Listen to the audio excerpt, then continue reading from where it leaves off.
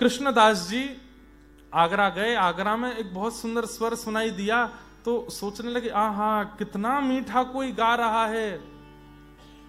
हे नाथ, मैं इस गायन करने वाले को उठा करके आपके पास ले चलूं गिरिराज जी, ताकि आपकी राग सेवा हो सके। उस स्वर सुनते सुनते सुनते सुनते सुनते जब एक गली मोहल्ले में भीतर पहुंचे तो क्या देखा, एक नगर वैश्या गा रही थी और चारों तरफ उसके दीवाने बैठे थे, नाच रही थी, गा रही थी। कृष्णदास जी ने उसकी ओर देखा और मन में सोचने लगे, इतना अच्छा कंठ, इतना अच्छा रूप, इतना अच्छा नृत्य, लेकिन देखो इन संसारी जीवों को रिझाने में लगी है। अगर ठाकुर जी को रिझाने के लिए चल दे तो इसको नाथ मिल जाएंगे। कृष्णदास जी खड़े हो गए तो कृष्णदास जी ने देखा जैसे ही कोई 10 रुपया उसके ऊपर चढ़ाता, उस वैश्या के ऊपर, तो वो उसकी ओर देखने लगती। कोई 50 चढ़ाता तो उसके बगल में जाके बैठ जाती, कोई और देता तो और आनंदित हो जाती। कृष्णदास जी ने मन में विचार किया, इसको ठाकुर जी की सेवा में ले चलना है, तो जेब में जितने रुपए रखे थे सब दे दिए। बोली, इतना रुपया तो मुझे कभी किसने नहीं दिया, कौन हो भैया? बोले, कौन हूं ये तो बाद में परिचय दूंगा, लेकिन मैं तुमसे कहना चाहता हूं, मैं तो सेवक हूं। मेरे सेठ जी बैठे हैं। कहां? बोले, ब्रजमंडल में, गोवर्धन में। तुम उनके लिए उनके दरबार में नृत्य करने चलोगी? उस वैश्या ने कहा, अरे सेवक जब इतना दे रहा है तो सेठ तो जाने कितना देगा। उसको क्या पता थी सेठ कौन है। सज धज के श्रृंगार करके गोवर्धन पहुंची। जैसे ही श्रीनाथ जी के मंदिर में सामने खड़ी हुई, अभी टेरा आया हुआ था, पर्दा था, ठाकुर जी का भोग हो रहा है। कृष्णदास जी से पूछते, कहां है सेठ जी? बोले, यहीं है, बस अभी रुको, तुम तैयारी रखो, जैसी दर्शन मिले कुछ गाना, नृत्य करके दिखाना। उसको लगा कोई व्यक्ति होगा, कोई सेठ होगा, मोटे पेट वाला, विचित्र से अदा में बैठा होगा, पैसा लुटाएगा, पान खा रखा होगा। लेकिन जैसे ही टेरा हटा, आहा,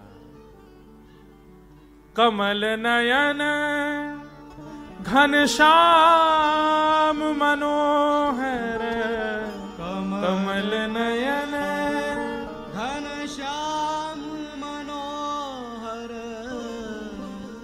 आहा, कमल जैसे जिनके कटाक्ष नेत्र हैं, जो नीचे की ओर देख रहे हैं। एक भुजा ऊपर है जिस पर गिरिराज धारण किए हैं और दूसरी भुजा कमर पर धारण की हुई है। ऐसी सुंदर श्री ठाकुर जी की गिरधर छवि देख करके वो उसने स्वप्न में भी नहीं सोचा था कि कभी ठाकुर जी के सामने खड़ी होकर गाएगी।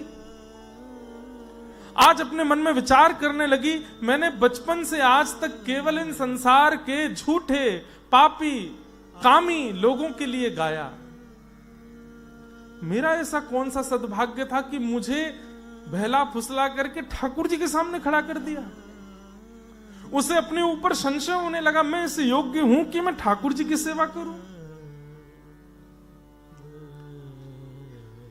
टूट सी गई मानो, नेत्रों से अश्रु गिरने लगे। कृष्णदास जी की ओर देख के बस हाथ जोड़ने लगी, कांपने लगी। बोले कि आपने जो कृपा की है मैं उसका वर्णन नहीं कर सकती, लेकिन मैं इनको गा करके नहीं सुनाऊंगी कुछ। क्यों? क्योंकि मेरा गायन और मेरे समस्त गुण वो सब झूठे हो चुके हैं, संसार के प्रयोग में आ चुके हैं। मेरे गायन पर संसारी लोग वाह वाह कर चुके हैं, मेरे नृत्य पर संसारी लोग धन लुटा चुके हैं। अब वो सब झूठा हो चुका है, अपवित्र हो चुका है, वो कैसे दूंगी मैं इनको। कृष्णदास जी बोले, अरे तू कहती है गायन झूठा हो गया, नृत्य झूठा हो गया, ये बता तुझे स्वर किसने दिया? वैश्या कहती है, स्वर माँ ने, पिता ने। बोले, ना, परमात्मा ने। माता पिता के तो कई बालक ऐसे भी होते हैं जो बोल ही नहीं पाते। ये स्वर यही तो देते हैं, ये रूप यही तो देते हैं, ये नृत्य की परिस्थिति या जो भी गुण लक्षण हमारे अंदर है वो कौन देता है? यही तो देते हैं। इनके द्वारा दी गई वस्तु का प्रयोग हम कहीं और कर रहे थे, वो झूठी कैसी हो सकती है? वो तो इन्हीं की है। अब चिंता मत कर, आज समय है, आज तक तो संसार के लिए रिझाया गाया, आज इनको रिझा। और तब वह वैश्या कहती है, मेरा कंठ अवरुद्ध है, मैं गा नहीं पाऊंगी, मेरे मन के भाव आप गा दीजिए। और तब कृष्णदास जी पद गाते हैं, बहुत सुंदर पद है बंधु, मुझे बहुत प्रिय, मेरे साथ गाना। वो वैश्या ठाकुर जी के सन्मुख खड़े होके गा रही है, मेरो मन गिरधर छवि पे अटक्यो, मेरो मन गिरधर छवि पे अटक्यो, मेरो मन गिरधर छवि पे अटक्यो, मेरो मन गिरधर छवि पे अटक्यो। ओ ललित त्रिभंगी चाल पे चल के, ललित त्रिभंगी चाल पे चल के। बंधुओं, ललित त्रिभंगी किसको कहते हैं? ठाकुर जी के 3 अंग टेढ़े हैं। टेढ़े नहीं है, वो जानबूझ के टेढ़े करके रखते हैं। पहले दोनों चरण, दूसरा कमर और तीसरा मुखमंडल। इसलिए ठाकुर जी को त्रिभंगी कहते हैं। 3 प्रकार, 3 अंग जिनके भंग हैं। और उसमें ठाकुर जी चलते कैसे? एक चरण इधर, एक चरण इधर, टेढ़े मेढ़े चरण चलते हैं। ऐसी अदा ठाकुर जी की, आहा ललित गति विलास बल गुहास, प्रणय निरीक्षण कल्पितो रुमान, कृतमनु कृतवत्य उन्मदान्धा, प्रकृति मगन के लयस्य गोपवध्व। भीष्म पितामह कहते हैं, आपकी वो टेढ़ी मेढ़ी चाल कोई देख ले महाराज निहाल हो जाता है। ललित त्रिभंगी चाल पे चल के, ललित त्रिभंगी चाल पे चल के, चिबुक चारू गड़ी ठट क्यों, चिबुक चारू गड़ी ठट क्यों, मेरो मन गिरधर छवि पे अटक्यो, मेरो मन गिरधर छवि पे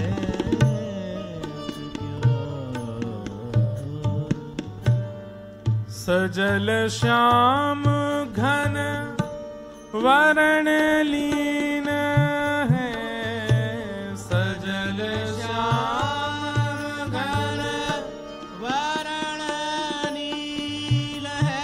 समझाऊं थोड़ा सा, कह रहे हैं श्याम सुंदर जिसका वर्ण कर लेते हैं, जिसको स्वीकार कर लेते हैं, उसकी स्थिति क्या होती है? फिर चित अनत ना भटक्यो, फिर चित अनत ना भटक्यो, कृष्ण दास किए प्राण न्योछावर, कृष्ण दास किए प्राण न्योछावर, यह तन जग सरपट क्यों, यह तन जग सरपट क्यों, मेरो मन गिरधर छवि पे अटक्यो, मेरो मन गिरधर छवि पे अटक्यो, मेरो मन गिरधर छवि पे अटक्यो, मेरो मन गिरधर छवि पे अटक्यो। सजल श्याम घन वरण लीन है, फिर चित अनत न भटक्यो। न्यूजीलैंड में रहने के बाद भी, ऑस्ट्रेलिया जैसे देशों में रहने के बाद भी अगर किसी का मन यहाँ की दुनियादारी में नहीं लगता है, यहाँ के बहुत आकर्षण में नहीं लगता है, यहाँ रहकर के भी वृंदावन की स्मृति चलती ही रहती है, तो यही मानिए कि ठाकुर जी ने उसको पकड़ लिया है। सजल श्याम घन वरण लीन है, फिर चित अनत न भटक्यो। उसका मन और कहीं भटक नहीं सकता फिर। और जो ठाकुर जी के पास भी जाता है, कथा भी सुनता है, वृंदावन भी जाता रहता है, गुरुदेव के पास भी जाता है, लेकिन फिर भी भटक रहा है, उसको सब अच्छा लग रहा है, बाहर का सब देखना भी अच्छा लग रहा है, सब पहनना भी अच्छा लग रहा है, दुनियादारी भी अच्छी लग रही है, सारे छल कपट काम क्रोध सब बढ़िया लग रहे हैं, वो सब भी कर रहा है जो संसारी विषय भोग हैं। तो समझो ठाकुर जी ने उसको अभी तक स्वीकार नहीं किया, क्योंकि वे स्वीकार करें तो फिर चित अनत न भटक्यो। आज वो वैश्या ठाकुर जी को देख रही है और मन में विचार कर रही है कि नाथ ये तन तो बहुत अपवित्र हो गया है, आप मुझे स्वीकार कैसे करोगे। इतने में ही उस वैश्या के प्राण निकल गए और उसकी दिव्य आत्मा श्री ठाकुर जी में विलीन हो गई। मानो ठाकुर जी ने कहा देह अपवित्र हो सकता है, पर चैतन्य चित्त की जो आत्मा है वो अपवित्र नहीं, मैं उसे स्वीकार करूंगा। कृष्ण दास किए प्राण न्योछावर, यह तन जग सिर पटक्यो, मेरो मन गिरधर छवि पे अटक्यो। अभी अटके नहीं है हम।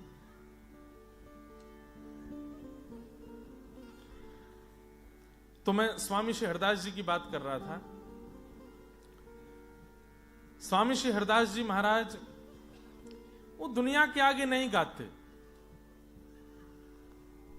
बादशाह अकबर ने कहा अब तो तुमने मुझसे कह दिया है तानसेन, अब मेरे मन में इच्छा हो रही है, मुझे सुनना है उनको। सब लोग ध्यान से सुनो।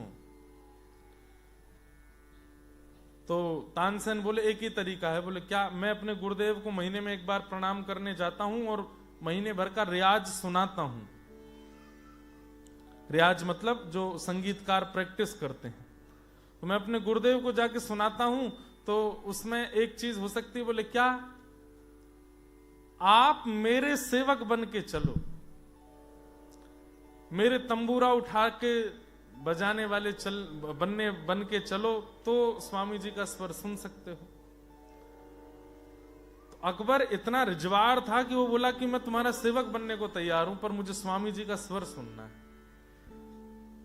और अकबर सेवक बन करके वृंदावन आया। आगे आगे तानसेन चल रहे हैं और पीछे उनका झोला पकड़ करके अकबर चल रहा है। स्वामी जी को सुनने के लिए निधिवन में आए। तानसेन ने पहले ही कह दिया था, सुनो चाहे जो करना, पर गुरुदेव की वाणी सुन के वाह वाह मत करना, तुम अपनी राजागिरी नहीं छोड़ते हो। कोई गाता है तुरंत कहते वाह वाह वाह वाह, ये गुरुदेव के आगे मत कर देना, नहीं तो बहुत नाराज हो जाएंगे। कितना नाराज हो सकते हैं? बोले मृत्यु दंड भी दे सकते हैं। मैं बादशाह हिंदुस्तान, अरे ये बात मत बोला करो, अभी तुम मेरे चेला बन के चल रहे हो, वाह वाह मत करना। ठीक है। स्वामी जी के सन्मुख जैसे ही पहुंचे तो स्वामी जी ने तानसेन को देख के कहा, तानसेन आओ, बिहारी जी विराज रहे। निधिवन में बिहारी जी विराजते थे, कुछ सुनाओ ठाकुर जी को, ठाकुर जी को कुछ गा के सुनाओ। तो तानसेन कुछ गाने लगे। एक तानसेन का पद भी है, बहुत सुंदर है, लेकिन अब मैं ढूंढूंगा फिर गाना मुश्किल होगा, नहीं तो बहुत अच्छा पद है। तानसेन ने पद गाया और पद में जानबूझ करके गलती की, ताकि, क्योंकि सीधे नहीं कह सकते कि गुरुदेव आप कुछ गा के सुनाओ। गलती करूंगा तो सुधार करने के लिए गुरुदेव फिर कुछ गाएंगे तो ये सुन लेगा। तानसेन गाने लगे। गाते गाते जैसी गलती की तो स्वामी जी के नेत्र थोड़ी भौं चढ़ गई। बोले क्या कर रहे हो? गुरुदेव अभ्यास नहीं हो पा रहा है, आप ठीक कर दीजिए। स्वामी जी बोले हम सब समझ रहे हैं, हमारा स्वर सुनना चाहते हो, सीधा बताओ। गुरुदेव कुछ सुनाइए ना। आहा, स्वामी श्री हरदास जी महाराज ने जैसे वीणा हाथ में लेकर के स्वर छेड़ा है, जैसे अलाप लिया है, व्रज की रज झंकार करने लगी। आकाश में पावन ऋतु सुगंधित हो गई। सूर्य जो बहुत टिमटिमा रहे थे, एक बादल की ओट में चले गए। सारे वृक्ष वल्लरियों पर बैठे पक्षी बिल्कुल शांत हो गए। पवन भी चल रही है तो इस प्रकार चल रही है कि कहीं शोर ना हो। पूरा वातावरण बिल्कुल शांत हो गया, मानो सब स्वामी जी को सुनने के लिए प्रकट हो गए हों। और जैसे स्वामी जी ने गाया, आहा, पूरा शरीर रोंगटे खड़े हो गए तानसेन के और बादशाह अकबर के। नेत्रों से अश्रु गिरने लगा। केवल अलाप गाया है, अभी कुछ गाया भी नहीं, अलाप कर रहे हैं। उस अलाप से ही ऐसी स्थिति हो गई। नेत्र बंद हो गए, मंत्र मुग्ध हो गया अकबर। ऐसा स्वर सुना ही नहीं था उसने। और मुख से निकला, वाह वाह वाह वाह। स्वामी श्री हरदास जी ने तुरंत नेत्र खोले। कौन है ये?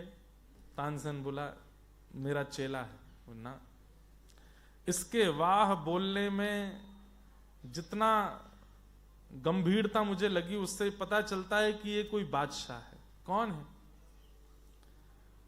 अकबर खड़ा हो गया, बोले कि अब सब पता ही चल गया है, अब क्या छुपाना। बादशाह हिंदुस्तान अकबर हूं मैं।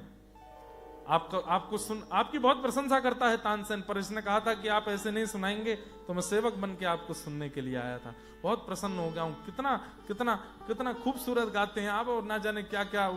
संतों को अपनी प्रशंसा सुनना अच्छा नहीं लगता। स्वामी श्री हरदास जी तानसेन से बोले, बहुत देर हो गई, घिघिया रहा है, इसको ले जाओ यहां से।